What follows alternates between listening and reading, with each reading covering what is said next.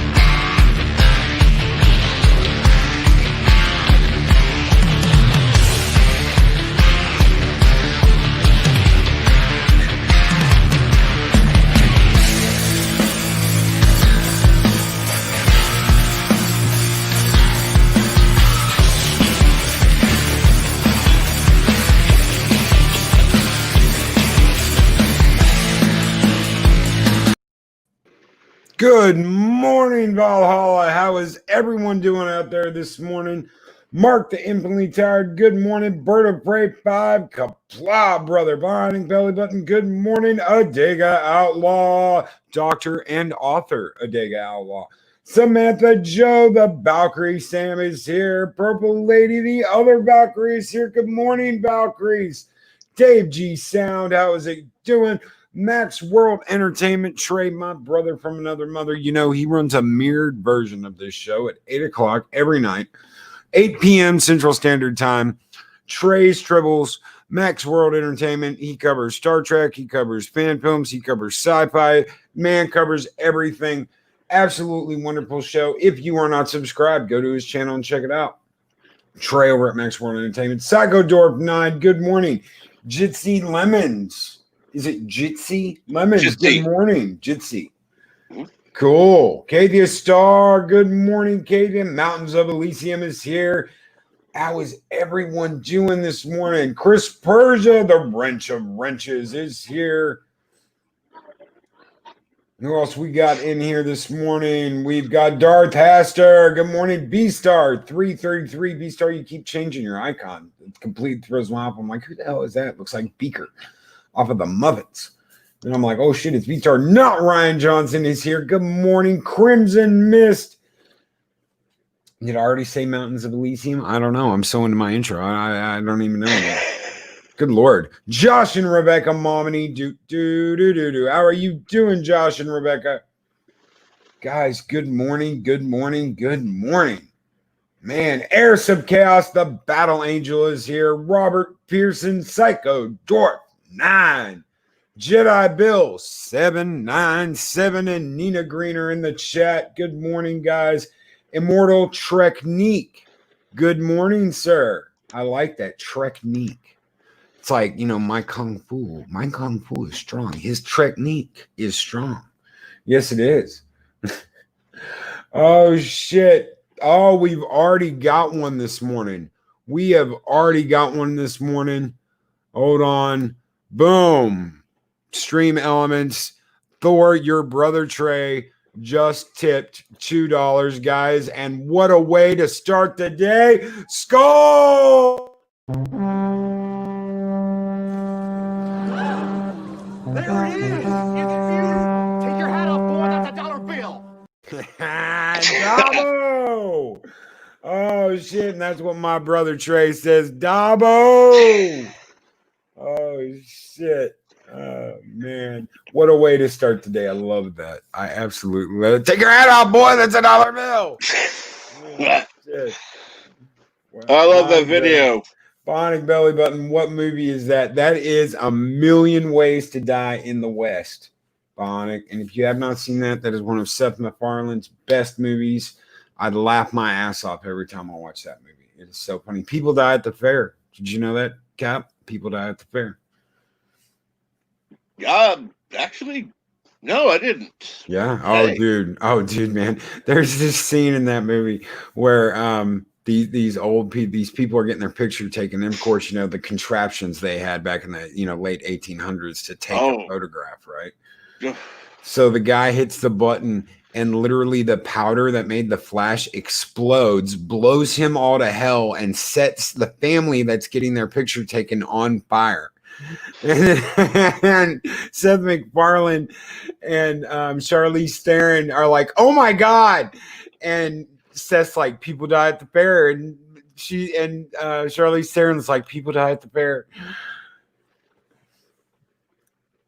Very funny movie, absolutely funny movie. Can't if you haven't seen it, check it out.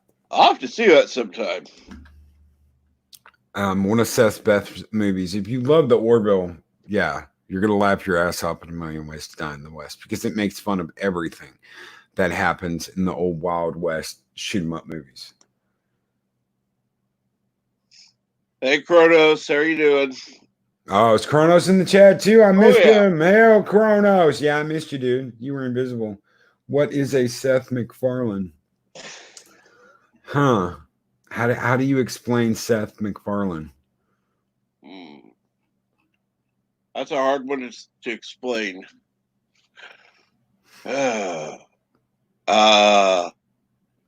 Humor, intelligence, yeah. Fun, dancing. Fun, yeah. Fun, dancing, humor. Yes. Fun, dancing, humor. Yeah. He does a lot of show tunes. He likes stuff like that. Yeah, I think Stewie from Family Guy in the Orville. Yeah. Damusa. Just think, entertainment without being beaten over the head. Yes. Absolutely. You're beaten over the head with entertainment. Where's my money, bitch? Where's my money? Oh my God. I absolutely love that shit. I absolutely love that shit. Farscape returns with Loki and Captain Trek. Absolutely freaking literally. So, you watched 4 episodes? I watched 3. I could have watched 4, but you watched 3. Yeah. Okay, so let me get everybody caught back up here. You watched That Old Black Magic, DNA Mad Scientist, and They've Got a Secret. Yes. So we'll obviously start out with Old Black Magic. An evil sorcerer tricks Crichton and Crace into a deadly confrontation. To save Crichton, Zan must rekindle a darkness within herself. Spiritual powers buried long ago. And this is when you kind of find out Zan's a Jedi, almost. Zan is a Jedi. And you know what, guys? I don't know how I missed. Oh, I didn't miss this because it just happened and it just popped up on my stream elements. I'm waiting for the chat to catch up here. Boom, Anonymous just tipped $1.99 and Skull. There it is! It's you! Take your hat off, boy, that's a dollar bill! And they say, I really love these Farscape days with Cap. Keep up the wonderful work, you two. Thank you so much, Anonymous. Thank you. And I love doing those skulls. I absolutely do. I absolutely love doing that. And it's funny. I can't help but laugh each and every single time I see it. Oh, I know. I was thinking I would need a variety of them, but still, take your hat off, boy. That's a dollar bill. You'll get there one day. Orville Nation, good morning, PJ. Good morning, brother. How are you doing? Orville Nation says, what's up, Loki? Not much, brother. We are talking Farscape this morning. So this episode, you really see Zan become like a badass. They end up going down to this planet that's like a freaking flea market. It's like a flea market planet. And grab my water here. And Crichton ends up being taken by this wizard, this sorcerer. What did you think about the beginning of this episode? Oh, well, the whole premise of them being down there was to go looking for something for. I'm so bad with character names. Little short one. Rigel. Rigel, thank you. And yeah, because he was sick somehow. So yeah. So yeah. Didn't ever really get into that.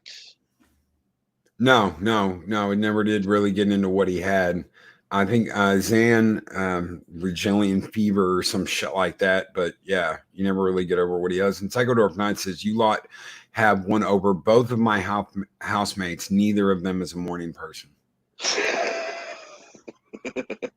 And Anonymous, just Anonymous again. Just, I don't know if it's the same Anonymous. Do Anonymous. Just tipped a $4.99 super chat, guys. Go! There it is! It's you! Take your hat off, boy! That's a dollar bill! And they say, love these Farscape reviews. Thank you, Anonymous. Thank you so very much, guys. You guys keep the lights on and you keep these shows coming every day. Thank you, guys. So they're down there for Rigel to get this. It's like a plant to cure this disease. And Crichton ends up being captured by this sorcerer dude. Did you just try and steal my theme, Loki's Warnings of Mischief? Unsubscribed. And Robert Pearson, man, they are just rolling in. Robert Pearson with $1.99 super chat, and we'll do it on 3. 1, 2, 3. Skull! There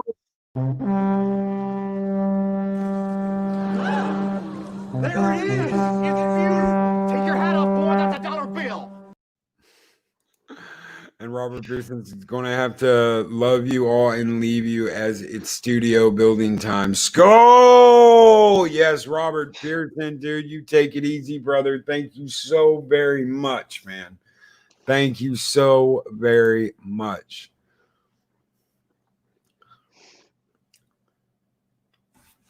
So he gets captured. Crichton gets captured by a wizard. And this wizard contacts Krace, of all people. He figures out Crichton's being chased by a peacekeeper. And this wizard gets Krace there. And Krace is on a ship, how many, like that, hundreds of light years away. And all of a sudden he's right there. Or is he? Or is he? As this episode goes on and on, you kind of start to realize that not everything is as it seems.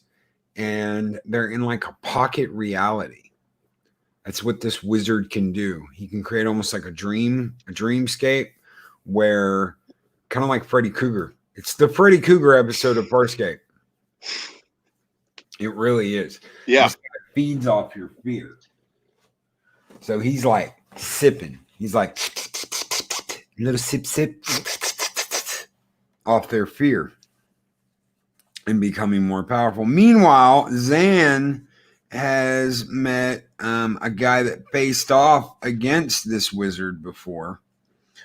And you find out Zan's not just, a plant chick that can move really fast. Is she? Oh, no. She obviously has a past that she is not proud of, and when she had to confront it, she was fighting it. Yep. She is fighting her past. You see, what do they call it? Paul Zotarzan. She is like a priest, but like a Jedi. And she has certain abilities. She has certain powers.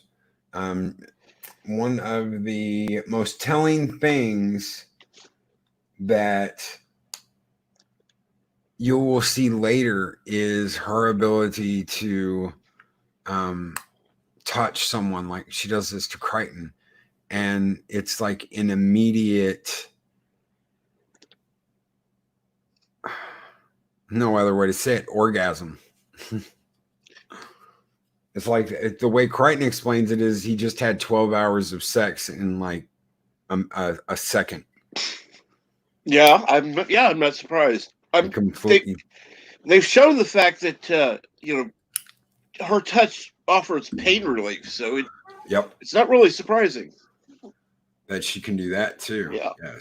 Yes. And Mexican Iron Man is here. Bring the burritos, brother. Bring the burritos and the tacos. Da-na-na-na-na-na-na-na-na. Now, obviously, they say in the episode that she is a 9th level priestess, or whatever they call it. Is that something they get into later on, or? Oh yes, good. Oh yes, in fact, there is an episode. Let's see, it'll be next week called Rhapsody in Blue, where you will meet many other Delvians. That's why it's called Rhapsody in Blue, because they're all blue.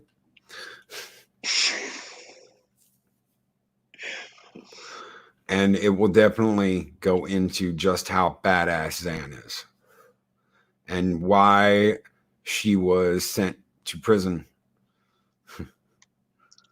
And that's one thing I do like about this episode is that they delve into some, and in fact the series as a whole, they've been delving into each character's backstory little by little. Yep. Yes, they do. And Adega is right. The actress that played Zan is a massive sweetheart. I got to meet her at a con. I got to meet her at a con and spend a very short amount of time talking to her. And yes, she is a sweetheart. The immediate question I asked her was, why did you leave Farscape? And she said, I got tired of shaving my head. I was constantly shaving my head. The bald caps looked completely horrible. And they didn't want me to wear the bald cap. And they wanted me to shave my head. And she wanted to grow her hair back out. She was tired of wearing wigs all the time. It was crap. So that is why she ended up leaving the show. I think the tail end of the 3rd season. I can't blame her. I mean, obviously she's a beautiful woman, but to not be able to have hair, that's kind of a status symbol for a lot of women. Yes. And Lori Roberts is here, the Destructor. Lori Roberts is here. Good morning, Lori. We got Lori and Mexican Iron Man in chat. Anything can happen now, folks. Anything can happen now. Shit.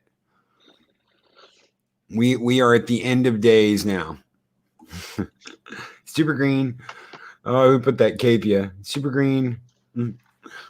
Yes, Super Green. Fifth Element, Ruby. Oh God. Oh, let's not get into that.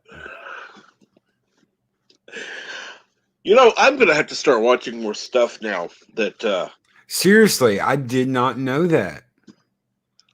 The makeup, because the makeup made her kidneys bleed.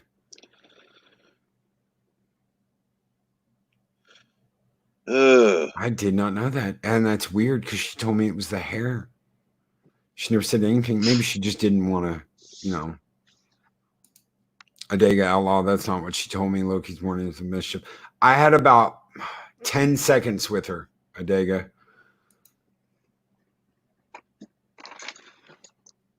Well, I think that's I've still got her signature somewhere too, because I got her to sign a picture. I mean, it sounds like a proper answer. Really, the whole hair thing.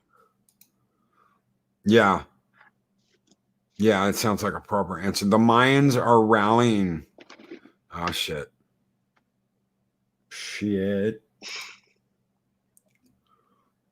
I think Mexican Iron Man and Diga are going to throw down tonight. Oh shit! No shit. I got a good hour with her. See, I didn't. I saved her.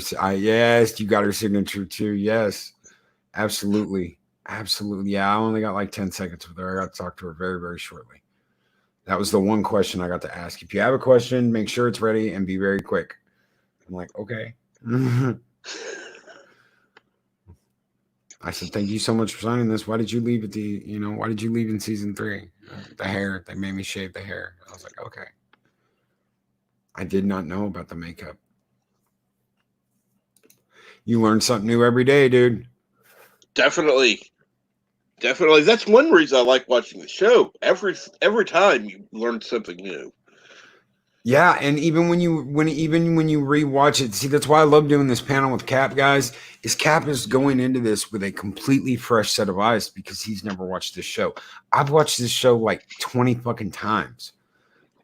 This is the second time I've watched it on Blu-ray, and I absolutely love it. I absolutely love it. And well, it's funny because Bionic Belly Button has messaged me before because she's wanted to make sure she was watching the right episodes for that week, and it's like, okay, here's what we're watching. She's like, oh, you're gonna love this. I said, don't tell me anything. And B-Star says, Loki, I have kidney failure. I know that kind of pain. It's excruciating. I am so sorry, B-Star. I am so sorry. I have kidney issues too. I don't have full-blown kidney failure, but I have kidney issues too. And I know every once in a while they bother me. It's because I'm a diabetic. I know I'm diabetic. Every once in a while I drink a soda or something and I have to pay for it. I shouldn't, but you know what? If you're gonna go through all that, you gotta have something you like every once in a while. And I love soda. So I'll have, a cream soda, Dr. Pepper, or, cherry Coke or something. I try not to have soda in the house. Right. So it's an intentional choice. Yes. I have a lot of water. Lot of things of water. Yeah, I know Rambling Canuck has to deal with some medical issues as well. Medication he's on does wonders with his kidneys. Bonnie Belly Button says, I think this episode showed Chris's Moby Dick-like motivation to hunt down Crichton, showed him abandoning orders. Yes, it does. Oh, he will do that. He will do that multiple times throughout this show. You're really, dude, you're in for a treat. I keep telling you that, and you're like, dude, I don't know. I don't know if people are going to be okay with my opinion about this. Just be honest with us, brother. I didn't like a lot of these when I first watched them, and now I go back and I'm like, he, Farscape. But and I found that because the first time I'm watching it, I'm going, I'll be honest, I'm kind of stressing out. It's like, okay, I want to watch these with a critical eye, and I'm not actually watching them hadn't been watching them to enjoy them. So what I think I'm going to do now is I'm going to watch them the first time, just sit back and let it play. Then the second viewing, I can go in and try to remember some other stuff. Yep. And Mexican Iron Man says, is Farscape one of the movie episodes of Lord of the Rings movie? No. It's not even, no.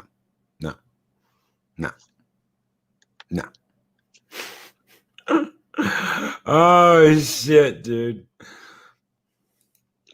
Mac at Trey's World. Love you, V. We stand with you. Yes, we do. Yes, we do. We do indeed. B-Star, you are wonderful. And Sci-Fi Nation, Loki's Morning Mischief. Hey, brother. So Malgus in this episode, the sorcerer, the wizard guy, is basically putting Crace and Crichton through their paces and trying to get them to kill each other and living off of their fear.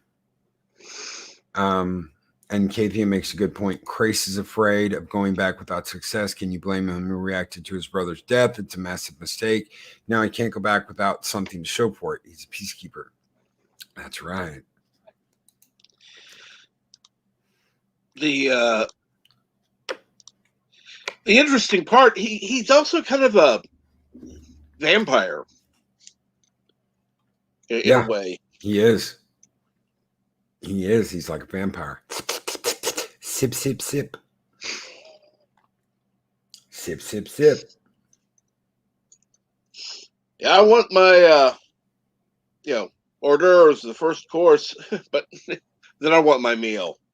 That's right. And he wants his meal. So to get through this, Zam puts the whammy on this motherfucker. She does, man. She puts the whammy hardcore on this guy and pretty much blasts all his power away, and Crichton's able to take over and deal with him. Yeah, because before this, they have not been able to touch him, either one of them. He can just physically vanish, reappear anywhere else. But when she does this kind of a force lightning thing to his head, he's stuck. And then, Crichton's able to kick his ass. And beat his ass. He's able to beat his ass. And, is this the end, though? Have we seen the end of Malgus, or will Malgus return? Like, Ming the Merciless, Did you hear the pathetic Earthling in the background? And of course, they said in the episode that he will coalesce again. Yes. Yeah. So we may see Malgus again. So the next episode on our list is DNA Mad Scientist. And I'd love how this episode brings Aaron and Pilot closer. Yeah. This is when you really start to see there's a lot more to Aaron than meets the eye. You kind of saw that in Thank God It's Friday Again, where she actually uses Zan's equipment and Pilot's help to scan Rigel and figure out what's wrong with Rigel when she has absolutely no medical knowledge whatsoever.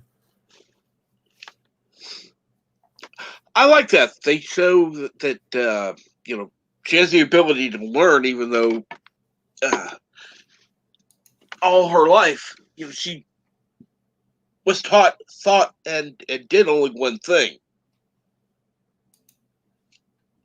So, yeah. And you're gonna have to forgive me. I keep forgetting what the term is called. She's a what is that called? Peacekeeper. Peacekeeper. Thank you. Yes, Peacekeeper. And it's interesting that all the Peacekeepers look like humans. Oh yes. Humans. Will we ever know why the Peacekeepers look like humans? So anyway, since I'm not about to ruin anything for anybody,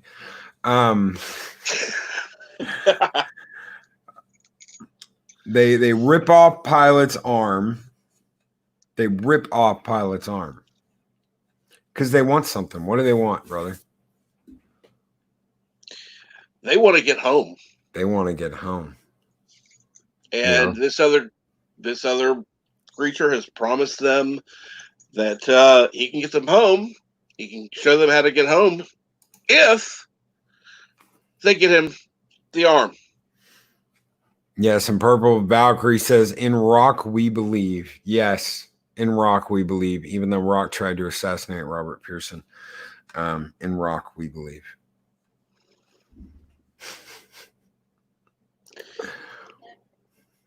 Bionic was asking about the being highly regenerative. Will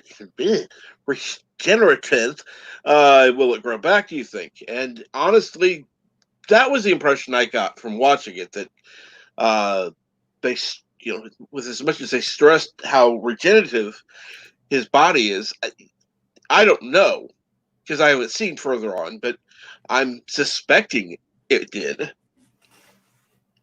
Yep, and his arms will regenerate. In fact, we actually get to see a little bit of that later on in the series. I believe that is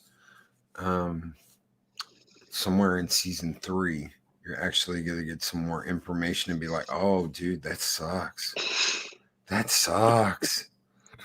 Yeah, Zan even helped rip Pilot's arm off. Ain't that a bitch? Well, they want to get home. And again, this is the first season. This is the first season, and we don't really know these characters yet. We don't. What were you thinking when they did this? Now with him doing it, I wasn't surprised at all. You know, he's the badass warrior. I'm going to do what I have to do no matter what. Her reaction, however, surprised me. It's like, here, I'll touch you so you don't feel the pain as much. Like, damn, you went to evil. Well, there is evil. See, that's the thing. There is evil in Zan. There is evil in Zan. Otherwise, she wouldn't have been on that ship. She has murdered people. Zan, okay. I'm not gonna say it because we will get there. But yes, there is evil in Zan. And yes, there's selfishness in Zan. The Zan you're seeing right now is not the Zan you're going to see later because of certain events. There is something called a Delvian Seek that you're going to learn about, and that's like the pathway of a Jedi Knight. So you're going to learn more about that. Next week. Shit, when we talk next week, you'll have learned about that.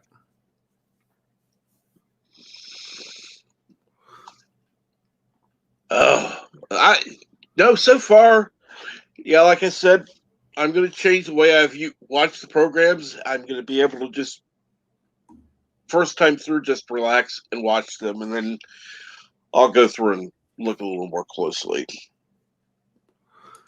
And Shadowcat said it made me cry when they ripped off Pilot's arm. Fuck yeah, Pilot's like one of the best of them. Pilot is one of the best of them. It's easy to think, well, Pilot's the ship, but Pilot's not the ship.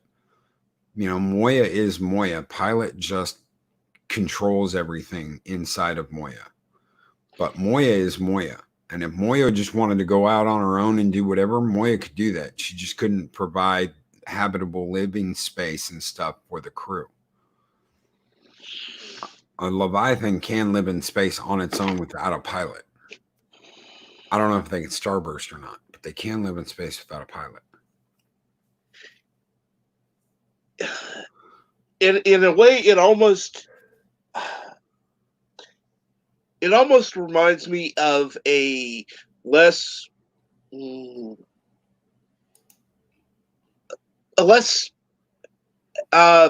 whatever Trill, where they're together but they're not, but they can be separated, unlike the Trill. It's kind of a symbiotic relationship, but they can live without the other. They can, but if I'm correct, Pilot would need to be moved to another Leviathan. Wow. Yes, Zan or Moya can live with another pilot, but I believe Pilot would need to be moved to another Leviathan. So that means he is like a Trill. Okay. Yeah. And Bionic Belly Button points out, I like that Aaron retains some of the piloting capabilities, another narrative thread that doesn't get dropped. That's very true. And Aaron is a pilot. Aaron is a Prowler pilot through and through. She was going to be she was on the fast track to being a commando on a Prowler as well. But through and through, Aaron is a pilot, just kind of like Pilot. So they do this, and Aaron starts to evolve into a pilot, because the scientist in this, the mad scientist, wants a pilot. Mm-hmm. Well, I mean, I like how they were going to get all the information just from drawing some fluid from the eye. But with her, it's like, oh, oops, he just injected something. Yep. And then you see through the course of time passing, this does some really freaky stuff to her body.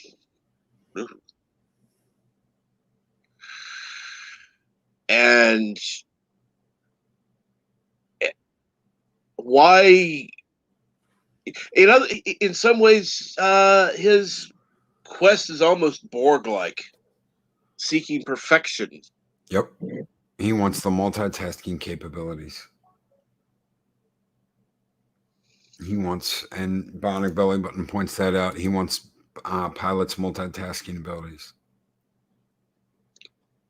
Oh yeah, and you can tell with when she got the multitasking abilities, she was overwhelmed by it. Yep. Everything all at once, just information overload. Complete information overload. So of course, they get Aaron back to normal, but this sets a precedence and bonds Pilot and Aaron.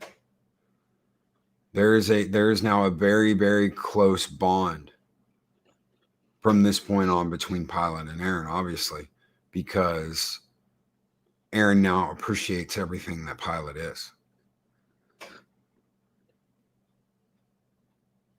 Oh,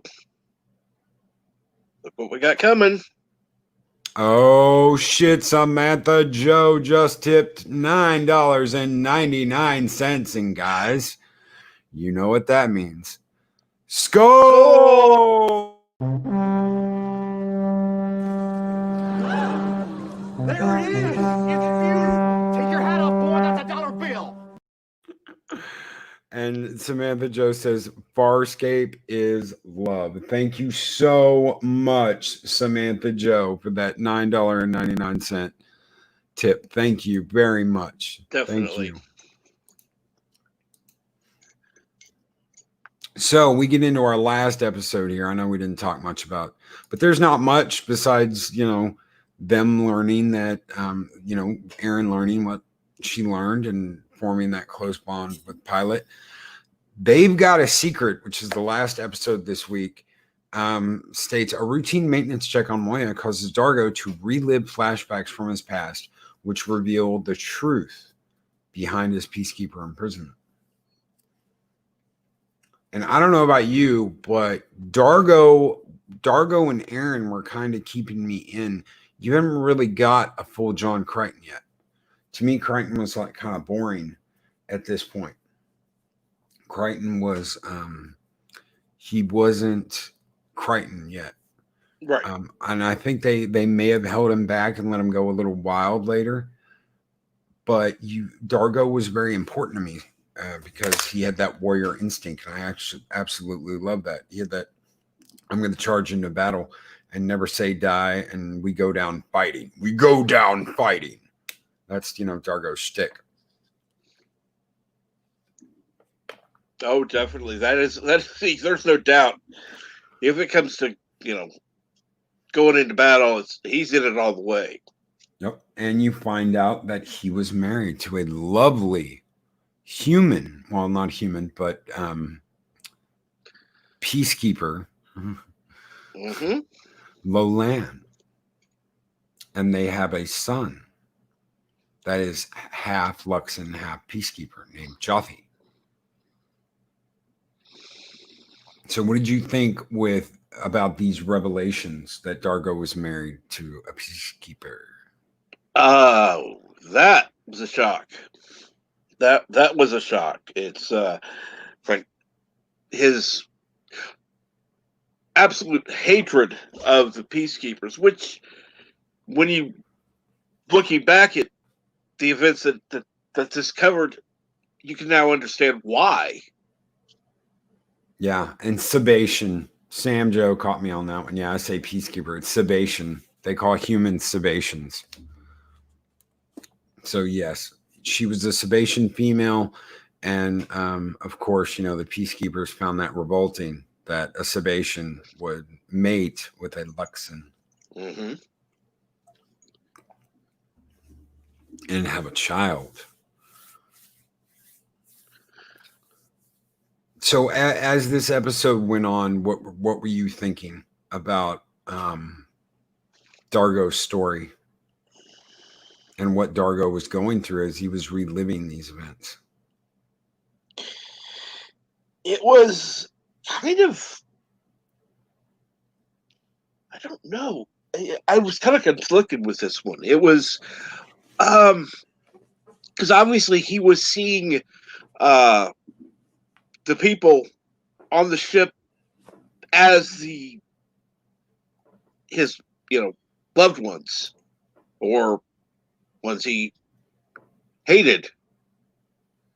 And that it enabled him to cope with what happened in the past.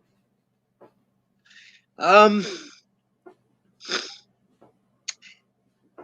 I was surprised by who killed his wife. That was the real surprise to me. Okay, I'm going to ask you something. Go for it. He was imprisoned because they blamed him for the death of his wife. Right. He was a young Luxan that was going into hyper rage. Do you think that he did it, or do you think that her brother Macton did it I think her brother did. and set him up? Yeah. And Dargo got blamed for it. Well, because they wouldn't be doing it. This is a Luxan thing. This is not how, a Sebastian would act. It would be, that's a Luxan. That's how they act. Yeah. It's the rage. It's so no. This the brother would be innocent because no. He would be doing everything he could to save his sister, but I don't know. He was the one that was guilty. I think. I don't know if they go into this later. I could be wrong. I don't know. Find out the truth. But remember a couple episodes back, you got to see Dargo go into a hyper rage. Oh, yeah. And he remembered nothing. He remembered absolutely nothing. And that's the thing. Kathia Star says that's a peacekeeper thing. The brother got promoted after Dargo went to prison. Wow. So that is something we are definitely going to have to watch out. It does bring you closer into understanding one of these characters better, understanding what they've been going through, what they've went through, their backstory, and they will continue doing this. Next week, we're going to find out a lot more about Zan. We're going to find out eventually a lot more about Rigel. We're going to find out more about Aaron. We're going to find out more about Chris. The longer this show goes on, the more we're going to get to know these people. And one of the episodes that I cannot wait for is episode 15, The Return of Durka. And that's because we are going to get introduced to a wonderful, wonderful character on this show that absolutely pops, called Gianna. And if you guys have been watching the thumbnails, I'm actually covering her up right now. I don't know if I can. No, I don't think it's gonna work. Ain't gonna work. So, but of course, she is the white-haired, light blue-skinned character, Chiana, and she is absolutely wild. And you're going to get to know more about all of these characters as we go on through this show. they do not do things the easy way on this show. They're constantly doing it the hard way. And is there a reason for that, or is it just they don't know what else to do? At this point, I think they're just starting to understand on this show where they can go, and that's really important for the show, because up to now they haven't quite got everything under their feet yet. We are starting to get that Christ is going to Moby Dick on fucking this whole situation. He is Captain Ahab, and Crichton is his Moby Dick, as Bionic Belly Button pointed out earlier. Christ is Captain Ahab, and he will do anything to get Crichton. We are going to, of course, meet many new characters and villains, and there's still a villain waiting in the wings that I cannot wait for you to meet, because once this clandestine meeting happens, it will change Crichton, it will change the crew, and it will echo till the very, very end of this show. Wow. Well, you have a good day, Bionic Belly Button. You have a good day, Bionic. Well, and of course, we will meet many, many, many wonderful people and many, many evil villains, and possibly learn about the Wormhole weapon that we should get a sneak peek at. I am, of course, quoting the movie. There was a giant campaign at the end of this. I'm going to say this before we get off of here. There was a giant campaign at the end of the show, because just a week or two before the show had its season 4 finale, they were told that the show would not return.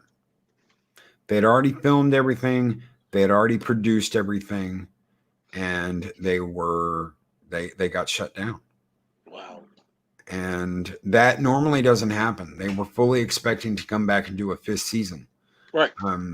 So there was no refilming anything, and they left you on a what the fuck? That's how you're going to end the show? It was the worst ending ever. Now, I haven't seen it, but let me ask this. Is it worse than the way Enterprise ended? It's worse. Oh, it's damn. worse because you're like, fuck you. It's not worse as in like, oh my God, this is terrible. It's worse as in you're giving the finger to big ass birds and you're screaming you can't end it like that. You're screaming, and you're not the only one screaming, because characters on this fucking show were screaming, dude. Characters on this show were screaming. I cannot tell you, because they just weren't planning on this being the end. And what they did was, one of the producers went back and he did this. He had like a few hours to do this, because they were getting ready to send out the episode to all the stations. Mm-hmm. And he took the music out of the credits. He took the music out of the credits, and he put the end with a question mark. Like, is this the end? Will we get anything else? And they fought. The fans fought. The producers fought. The writers fought. The actors fought. And they got a movie. They got a long movie. And that long movie is pretty much season 5 of Farscape. And they close everything out in that movie. Wow. And it's better. There are people that don't like the Peacekeeper Wars movie, but I like it because it's a lot fucking better than what we would have had without it. It is a lot better. If they had just ended it like they did, we would not be talking about this right now. I'd been like, fuck Farscape and fuck the writers and fuck sci-fi and fuck all y'all. It's bad, KP Star says. It's bad. So, guys, I've got a little treat for you today. Thank you, Captain Trek, for being here today. Thank you. Thank you, everyone that has hung on with us for this. We've got more episodes to come, but for everyone out there that is a part of my Patreon, I want to say thank you. For my wrenches, thank you. For my chat, thank you. And guys, this is for you.